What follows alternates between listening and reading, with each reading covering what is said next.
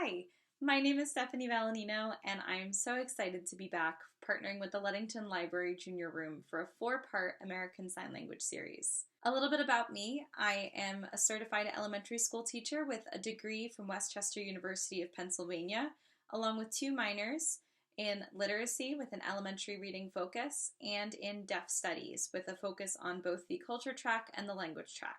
As a disclaimer, I am hearing. I'm not deaf or hard of hearing, but while at West Chester University, I completed the Deaf Studies program, which included all elementary, intermediate, and advanced sign language classes.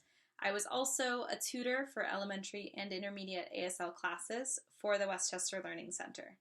While I have been studying and practicing the language for a few years now and can help on that basic or intermediate level, it's important to note that if ASL is something that you are serious about learning more, to utilize resources created and run by deaf or hard of hearing individuals. I was taught by 2 deaf women at West Chester University, and it truly gave me a much more authentic and valuable learning experience than what you would get from just a hearing person alone. With that, I'll list a few of my favorites below: Bill Vickers with LifePrint, Handspeak, 58 Creativity, Daily Moth, ASL Nook, and many more. ASL is such a beautiful language, and I hope that this video series inspires you to get started. Last summer, I had done a 2-part series covering the ASL alphabet, how to introduce yourself, and a bunch of other themed vocabulary words. Today, we'll be learning how to sign colors, and we'll also learn numbers in ASL. With each word, I'm going to sign it first, then break it down into the 5 necessary parameters of ASL, or HOLMES as they're known, standing for hand shape, orientation, location, movement, and signals, if applicable. All right, let's start with the sign for color. So color, you're going to be making a 5 hand shape. Your palm is going to be facing in towards your body, and you'll be holding your hand underneath your chin. You're going to be moving your fingers. You're going to be wiggling them back and forth underneath your chin, and that is the sign for color.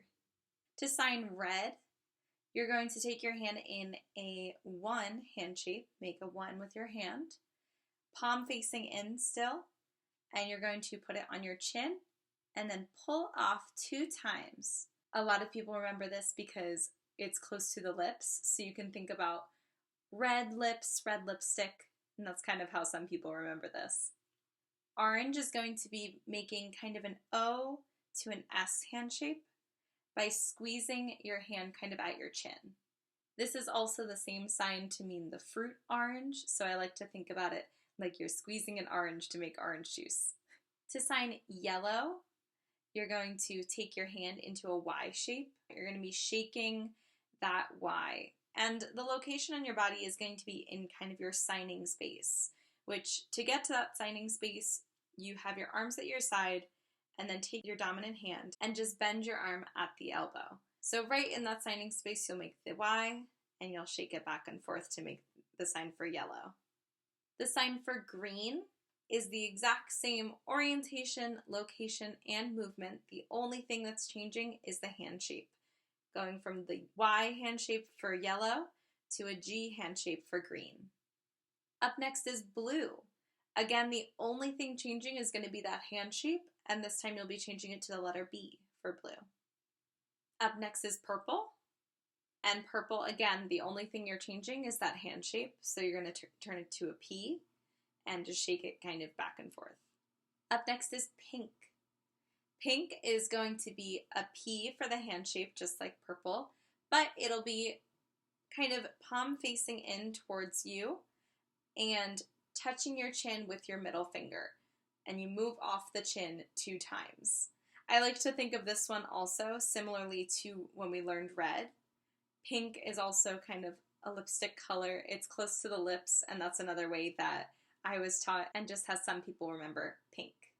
Next up is black. Black, you're going to be putting your hand into a 1 hand shape.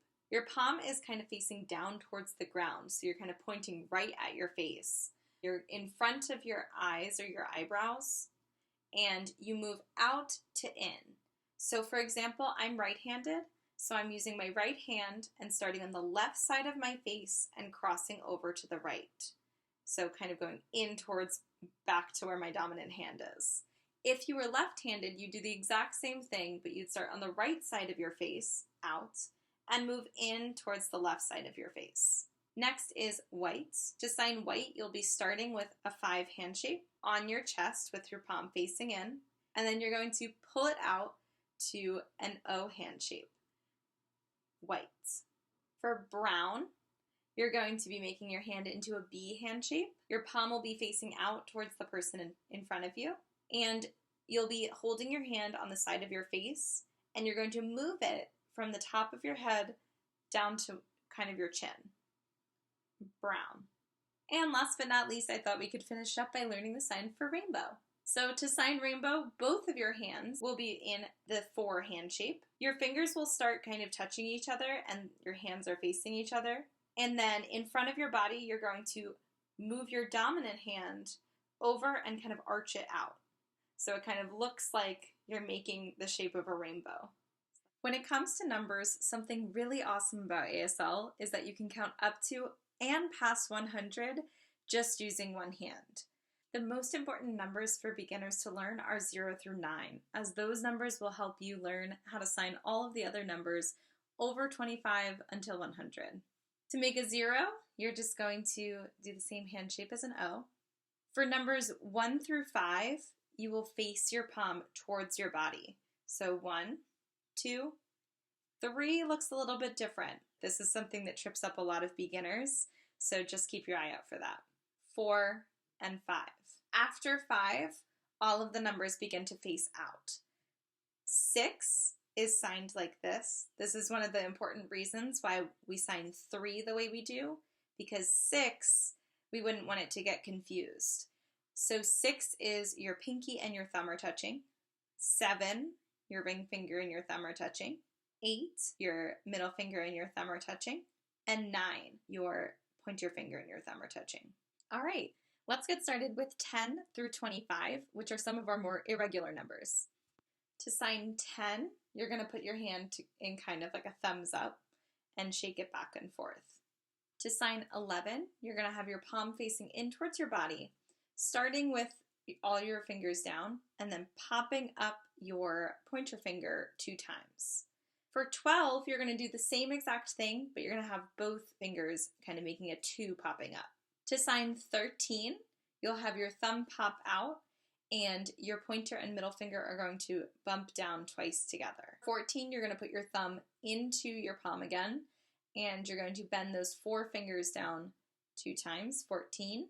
For 15, you're going to take your thumb out and then bend down your 4 fingers. For 16 through 19, these can all be signed 2 ways. The way that I prefer to sign it, and one of the ways that I learned it, is to sign 16, you would go into a 6 and then shake it. Shake it 2 times. If you start with a 7 and shake it, 17, 18, and 19.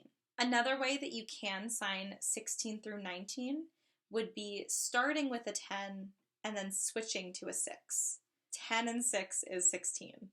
So you could also do 10 to 7, 17, 10 to 8, 18, 10 to 9, 19. It's up to your preference. Both of them are valid ways to do it, but whatever feels more comfortable for you. Next is 20. Just going to kind of tap together your pointer finger and your thumb. 21. The way that I learned this was almost like the 21 gun salute. 22. You're going to be making a 2 with your hands and kind of tapping it twice. Starting at 22 and continuing to all other doubles, so 33, 44, and so on. Every time you get to a double, you're going to make that number with your hand and kind of bounce it from side to side. So 22. For 23, you're going to, with your palm facing outward, put up 3 fingers and bend your middle finger down. 23. 24, you'd start with kind of these 2 fingers up for the beginning 20 and then switch to a 4. 24. Then 25, our last, what I like to call irregular number, is all 5 of your fingers will be up, and similar to 23, you'll bend your middle finger. The only difference between 23 and 25 is that all of your fingers are up for 25. With numbers 26 to 100, it's a little bit more normal and it follows more of a pattern. So knowing those numbers 0 through 9 is going to help you a lot with getting through those numbers 26 through 100. So let's continue counting so you can start to see what this pattern looks like. You're going to start with your two fingers up, your thumb and your pointer finger, and then you're going to switch to the number 6. So 26. For 27, same exact idea. You're going to start with these two fingers, and then you'll switch to a 7. 27, 28, 29. Going to 30, start with a 3, and then kind of close to a 0. 30. Now you're starting to see that those numbers that we learned, 0 through 9, we're really just kind of using all of those to create each of the next numbers. So 30, 31, 32.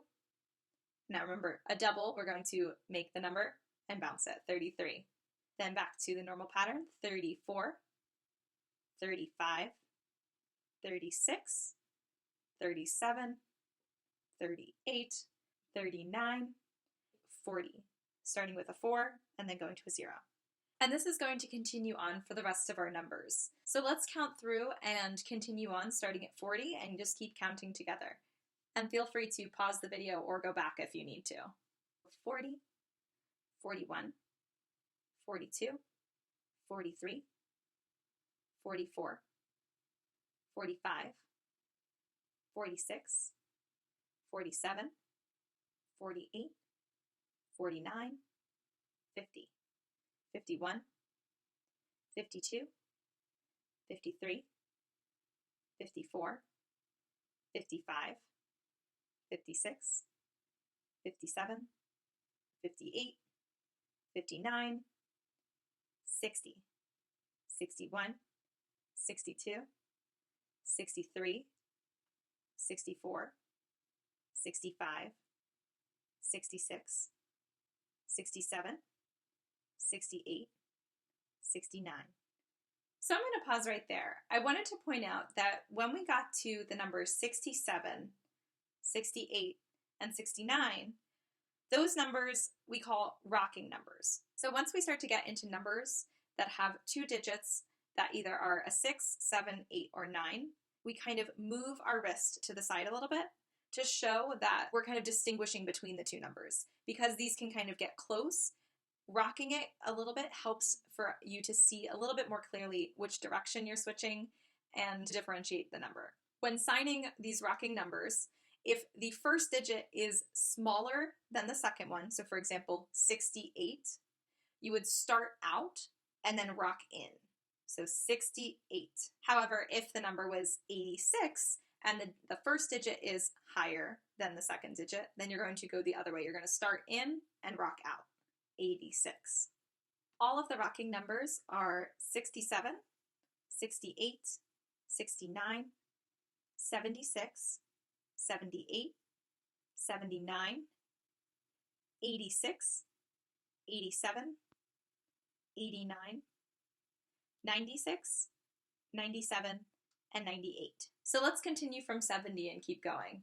We have 70, 71, 72, 73, 74, 75, 76, 77, 78, 79, 80, 81, 82, 83, 84, 85, 86, 87, 88, 89, 90, 91, 92, 93, 94, 95, 96, 97, 98, 99. When we get to the number 100, we're going to make a 1 and then go out to the letter C.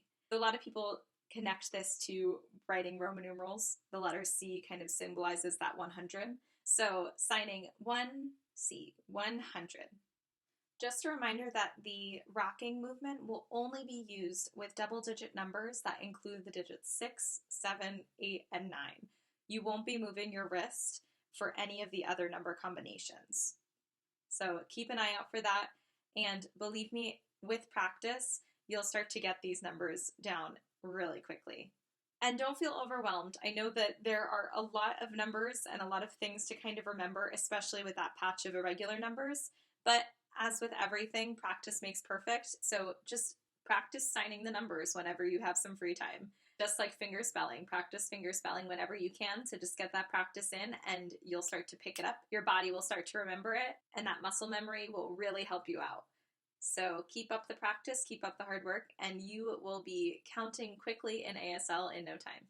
Thank you so much for watching. Comment below what your favorite sign was that we learned today, any questions that you have, or perhaps any suggestions for themes that we could look into in the future. Check out Ludington Library's Facebook page for future events. I will be seeing you again on April 10th for part 2 in our 4-part ASL series for Ludington Library Junior Room here on the Ludington Library Facebook page. Have a great day. Thanks so much.